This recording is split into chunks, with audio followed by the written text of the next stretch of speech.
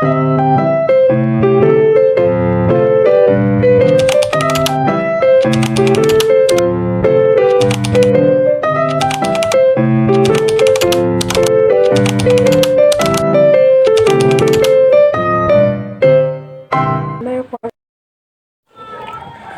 morning, sir. My name is Krista Jason Kapan, and my report is all about Rizal impression of America.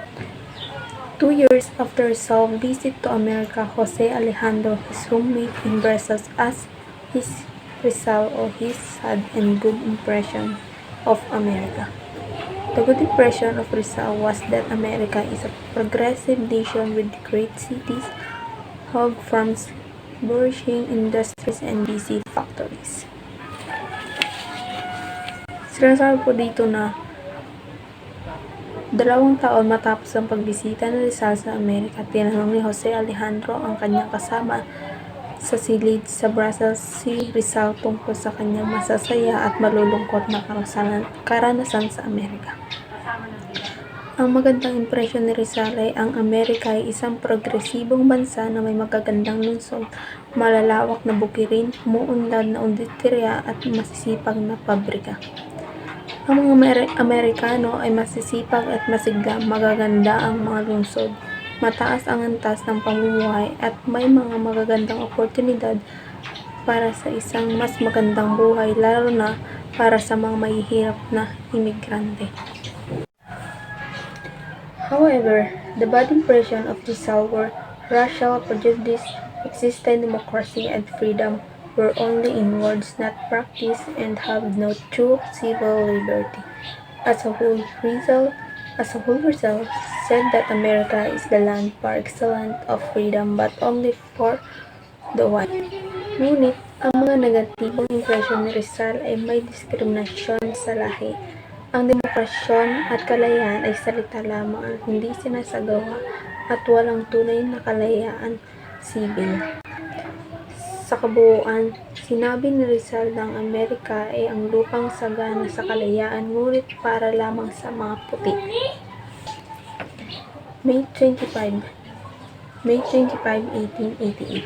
Rizal went to London and stayed there for a short time as guest at home of Dr. Antonio Marresido, practicing lawyer in London and an exile of 1872, the burden of Becket family. Mr. Becket was organist of Santa Paul's Church. Noong May 25, 1888, nagpunta si Rizal sa London at nanatili doon ng maikling panahon bilang panauhin sa bahay ni Dr. Antonio Marresido, isang abogadong nagsasanay sa London at isang taong exile. Noong 1872, nanunuluyan siya sa pamilya Becket. Si Mr. Becket ay ang organist ng Santa Paul's Church. Sabi dito, si Gertrude Becket, nakilala rin bilang Getty o Toti, bilang panganay ng magkakapatid na Becket. Binabanggit din dito na ginugugol niya ang mga araw ng linggo sa bahay ni Dr. Reinhold Ross, na siyang librarian ng Ministry of Foreign Affairs at ng Authority of Malayan Language.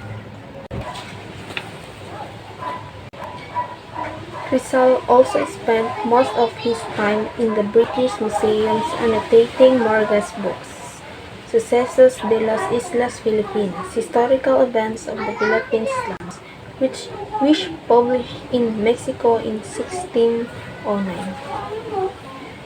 December 11, 1888. He went again to Spain and visited Madrid and Barcelona. He went to visit his compatriots Marcelo H. del Pilar and Mariano Pons, two great leaders of the propaganda movement. He exchanged ideas with them and promised to cooperate in the fight for reforms.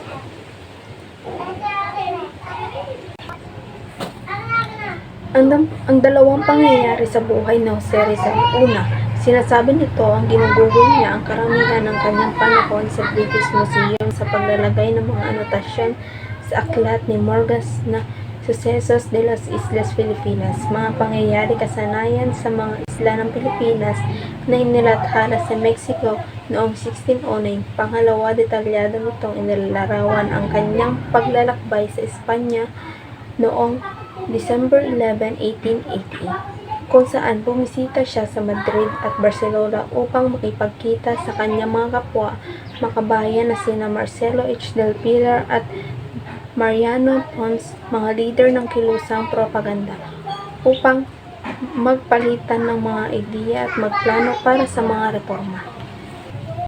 Ang pagbabalik ni Jose Rizal sa London noong December 24, 1888, kung saan ginugugol niya ang Pasko at Bagong Taon kasama ang pamilya Becket.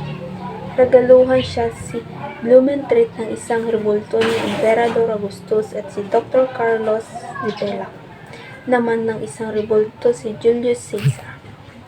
Si Miss Becket, dahil alam niyang mahilig si Rizal sa mahika, ay nagregalo sa kanya ng isang aklat na pinapangatang The Life and Adventures of Valentine Vox, the Ventriloquist. Ang pagtatatag at pag-inaugurasyon ng Samahang Association La Solidaridad noong December 31, 1888. Si Jose Rizal ang napiling honorary president kasama sina Galazano Apacibol bilang Pangulo, Graciano Lopez Llena bilang Pangalawang Pangulo, Manuel Santa Maria bilang kalihim, Mariano Ponce bilang ingat yaman at Jose Mapanganiban bilang tagapag-ingat ng aklat.